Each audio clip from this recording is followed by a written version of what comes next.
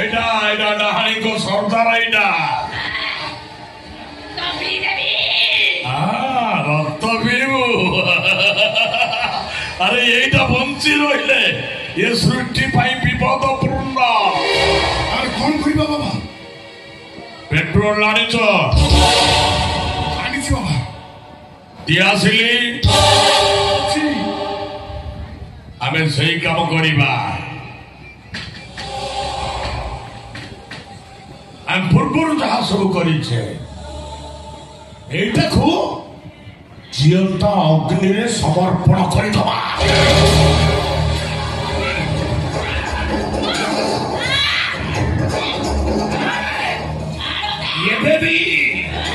ଏବେ ବି ତୋ ଗର୍ଭରେ ମୋ ରକ୍ତକୁ ସାଇତିକି ରଖିଛ। ଆଉ ସେ ରକ୍ତ ପିଣ୍ଡୁଳାଟା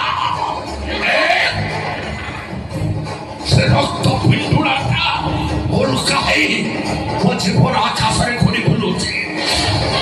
କେତେବେଳେ କକ୍ଷପଥରୁ ବିଦ୍ୟୁତ ହେଇ ମୋ ଦେହକୁ ଆଘାତ ନ କରିବ ତାର କିଛି ଗ୍ୟାରେଣ୍ଟି ନାହିଁ। ମୁଁ ଠିକ ଶୁଣିଛି ବାବା। ଆପଣଙ୍କ ସ୍ତ୍ରୀ ଆପଣଙ୍କ ସାନ ଭାଇ ରୁଦ୍ର ବାବୁଙ୍କୁ ସବୁ ସତ କଥା କହିଦେଇଛନ୍ତି। କଳି ଯୁଗରେ ସବୁଠି ମୁଣ୍ଡ ଟେକେ ସେଇଟା ଦୁର୍ଘଟଣା ଅବଶ୍ୟ। ଏ କଥା ବି କହିଦେଇଛନ୍ତି।